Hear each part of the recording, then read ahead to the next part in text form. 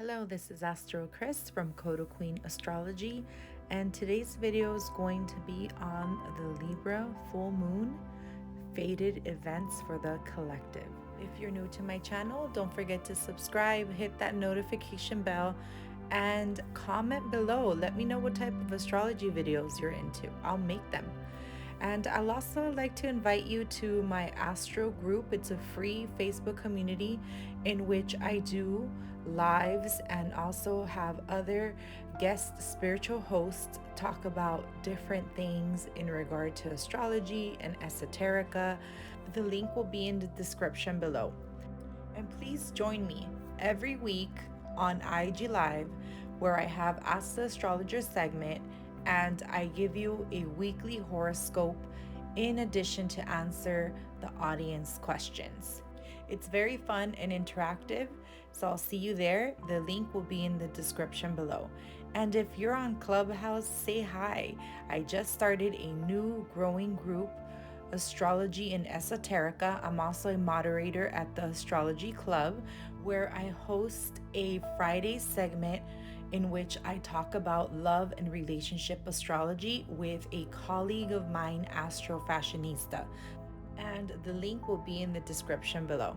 Okay, so let's get started with this awesome full moon in Libra. Wow, this full moon is just so amazing. Looking at all the aspects, I'm actually very excited. There are some challenging aspects which are pushing us to evolve and take charge, but nothing that we cannot handle. So I'm going to start with the most important aspect, and this is a conjunction and an opposition at the same time. So we have the sun at 8 degrees, we have Chriron on 8 degrees, and we have Venus at 8 degrees, and they're all opposing the moon in Libra at 8 degrees. So the sun conjunct Chriron and Venus. Wow. So earlier on the day of the full moon, the sun and Venus become Cazimi, and only for a few minutes, Venus is actually held high in regard as she's getting reborn and reprogrammed. And 15 minutes after that exact conjunction, so that's around 8 degrees and 33 minutes, 34, okay, rounding up to 35-ish. That's when Venus stops the Cazimi aspect and then becomes combust. But during the full moon, Venus is actually Cazimi, and Venus will be born as an evening star. So she is forming a point in her 5-shaped star in the sky. The last point that was formed was when she was at 12 degrees Gemini and she went retrograde. So as we can see here, Mars is actually activating that degree along with the North Node. So Venus is bringing up something that occurred back in June of 2020 when she was at the Gemini degree, and it's being activated by that Mars energy. Mars is sextiling the Sun, Chiron, and Venus, and Mars is also trining Saturn, and then in turn Saturn is then sextiling the Sun, Chiron, and Venus, and then they're opposing the moon, and the moon is trining Saturn and trining Mars and the North Node, forming a kite configuration. Well, the full moon is holding the tension on the bottom, which is driving the direction towards the sun, because that is the apex of this kite configuration.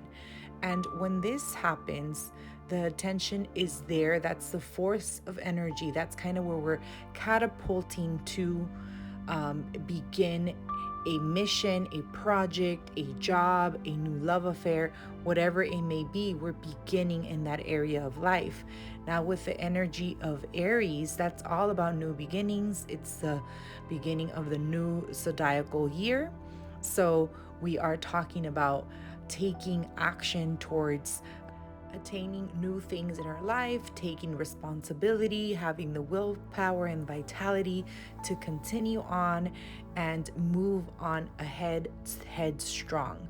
Now, Venus conjunct with Chiron is very sensitive, as natives with this configuration are highly going to be impacted by that Chiron energy, and this is healing energy here because of the fact that Venus is also ruling the moon.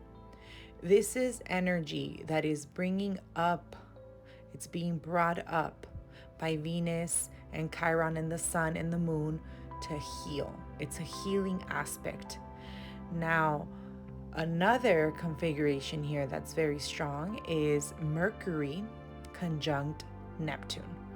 So as you can see, there's a lot of things going on here, because then that pair, Mercury and Neptune, is actually squaring Mars and the North Node.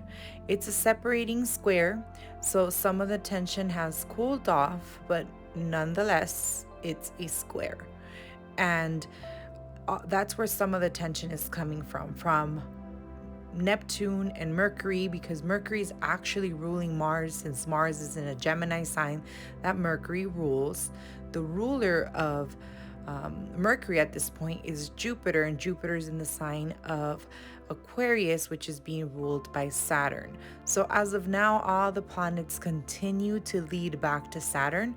Saturn is the one anchoring everything, but he's actually on one of the points of this kite configuration. So he is helping anchor along with Mars in the North Node. And this is why this aspect is so important, this kite configuration, because the North Node is involved, meaning the collective is heading towards a direction.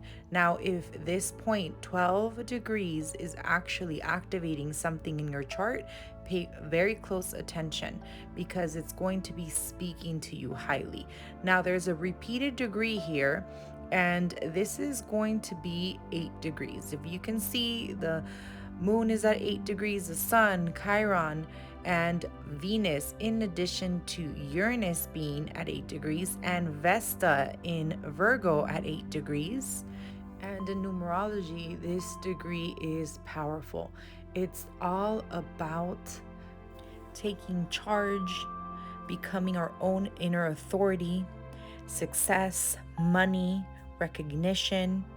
It can also bring developments towards attaining a marriage or dissolution of marriage if this is something that is no longer fruitful in your life. And the meaning of the number 8 is very powerful in numerology. So I would like you to pay attention and look at your natal chart. Check to see if you have any planets at 8 degrees, as this full moon may mean way more to you, as it will be activating that planet or point that is on 8 degrees. If you need a birth chart calculator, check out the description below. I have a link to my free calculator where you get a chart and a mini report. This way you are able to know if 8 degrees is highlighted in your personal chart, as this full moon in Libra will be more meaningful to you if you do have 8 degrees in your chart. Okay, so going back to the pair, Venus, Chiron, and the sun, it's all about healing past relationships, because Venus rules relationships. This could also be healing anything in regard to the father, any injury in regard to the father line, any injury in regard to women in your life, because Chiron brings opportunities to heal. And when Venus conjuncts Chiron, it is a softer energy. Chiron does hurt Venus. However, because Chiron brings hidden gifts, Chiron was the wounded healer, he's able to soften up Venus in a way that it becomes some type of Pisces energy. Even though it's in Aries, but the Aries signature here or archetype is able to move on faster versus kind of wallowing in the feeling.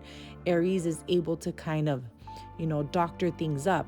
and patch things up really quick and move on. Now, the moon is our emotions, and it is being ruled by a Venus sign, and it's in opposition to Venus. So Venus is able to tap into both sides of this conversation because Venus is ruling the moon. And the moon in Libra is all about the mother. And when I look at this chart, I feel that the collective will be making a lot of conscious decisions in regard to healing past wounds when it comes to the home and career, because the sun rules career, the moon rules the home. So there's some type of injury that and things that need to heal before we can move past and start new beginnings. And this just came to mind because this past year has been tough on many people on all sorts of levels, many different levels. Everyone was impacted in their own individual way. However, we were able to spend way more time with our immediate family, and that was a positive, but to some it was a negative. There was a lot of media around people divorcing or wanting to divorce because they were spending too much time, they were stressed and fighting and arguing, and it was not a pleasant time. So some people have to heal this because now that we're kind of normalizing or going back to normal, in a sense, not there yet, but we're heading towards that direction where we are trying to get a hold and a grip on our normal routine that we had prior to March 2020. We are now ready to start letting some things go that were hindering us, because this is bringing up old things that may have happened June of 2020. Mars is in that same degree where Venus went retrograde, and Venus actually disappeared from the sky. As of now, Venus is not visible in the sky. She's too close to the sun. So all things that Venus rules, such as love, money, diplomacy, negotiation, social interactions, things like that, they're going to be a little bit impacted and not as flowing and harmonious as when Venus is shining in the sky. However, when Venus is born as a evening star, she's going to be born in the sign of Taurus, which is a sign that she rules. Yes, she does make some contacts with Uranus and then ends up forming a trine to Pluto. So she is quite transformed in her transit through the sign of Taurus, but nonetheless, that is a sign that she rules. So when she is born, she is able to express herself much better. So everything we're doing now on this full moon in Libra, Venus is working things out to mend relationships with the help of Chriron, to heal emotional pain, to get rid of any type of fear of commitment or rejection, and also to just show the self more love and care, to see the beauty in people, to be accepting of people, and to become a healer, even a healer of mending intimate relationships or mending ties that you had with friends or family or even your sisters, because this is that type of Venus energy. Now, Venus is opposing the moon, so some of the mother or the mothering issues or home issues are coming up as well. And Venus opposing the home is saying enough. This is time to move past it. The moon is showing the culmination where we have to show gratitude and gracefulness, but let go and say, thank you for serving me. Thank you for giving me all these blessings and the lesson. And I really do see the lesson in the journey, even though it might have been a unpleasant or painful or just uncomfortable. Doesn't need to be painful. journey, but I am thankful, and you move past it graciously. So very, very nice aspect there. Saturn is harmonizing the emotions by providing a trine to the moon, and Mars is actually like doing surgery there. He's actually cutting the ties, cutting cords, along with the North Node that's saying this is the correct direction. We need to move past this thing. We need to evolve from this stage. Now, wherever you have the Libra energy in your chart, that's where you're going to see the energy push through to the sign of Aries, and the sign of Aquarius and the sign of Gemini are just going to be supporting points because they are part of the configuration, but that's not where the direction or the energy is directed. So look at your Libra house, Aries house, Gemini house, and Aquarius house. They're all talking. If you have any planets there, or these houses are, most of them are on your angles, then because not all of them can be, but if you have 2 on the angles, things like that, like this chart does, then this configuration is very important to you. So check that out. And the other planet that I would like to focus on is Mars and the North Node. So Mars and the North Node are quite the pair. Whenever Mars does make a contact to the North Node, it's a time that we do have to be careful, as Mars does rule accidents and violence and injuries, and the energy of Mars can be quite volatile, in addition to also vitalizing our body, making us feel more energized, us taking more action. So it can go both ways. But the North Node is also quite uncontrollable. If we look at the mythology around the North Node, it's Rahu, the severed head from the body. So its thirst for material satisfaction never ends. And this is why we have to be very careful with this configuration, because it can be a little uncontrollable. It's in the sign of Gemini.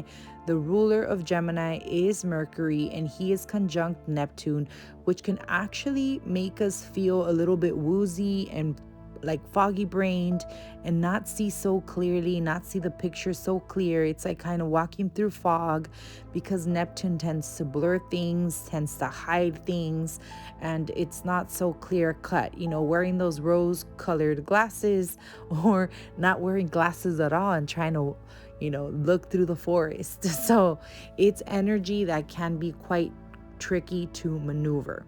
But going back to Mars and the North Node, this can be something that is driving us to take action. Now, it's a direction that we need to head towards as a collective.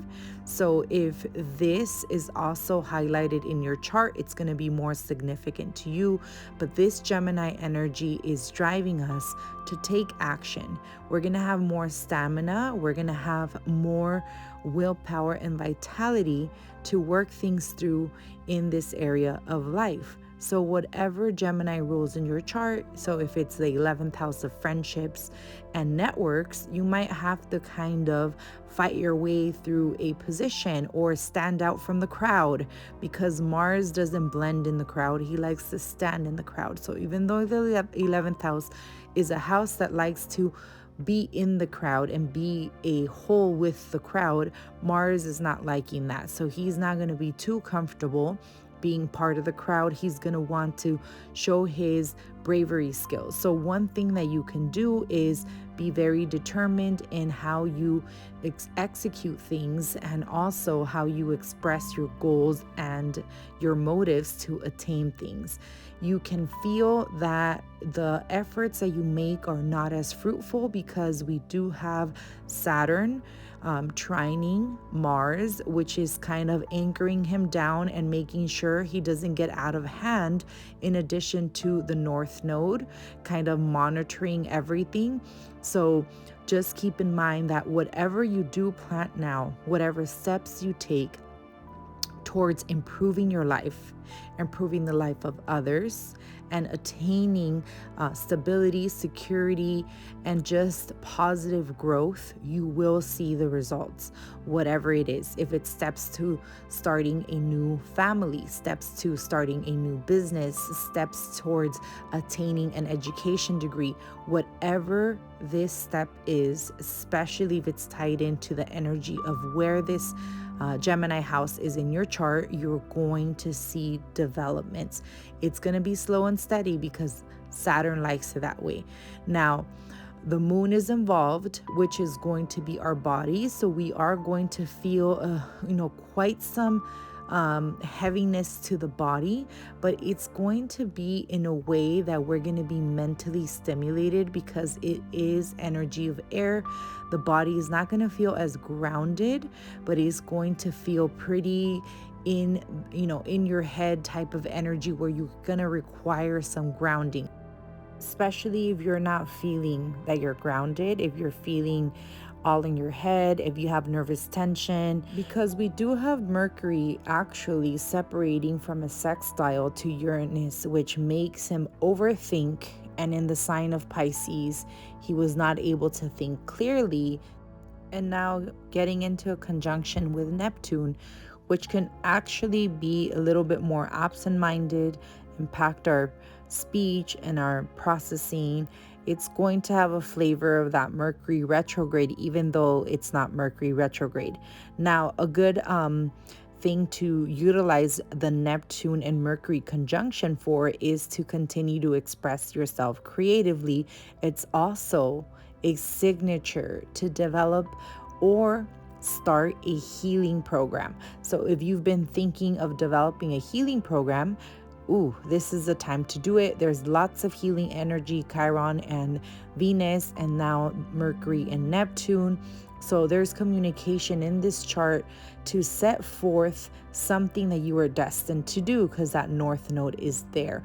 Or you can participate in taking a program that's going to release blockages and tap into the subconscious, because there's a lot of points in this chart that is tapping into the subconscious. The moon is the subconscious mind, and it's developed when we're younger. So we have that. We also have some psychological planets involved.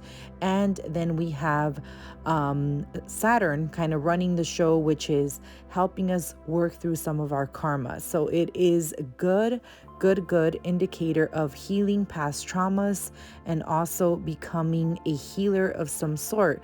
But in order for you to be a healer, you have to be healed.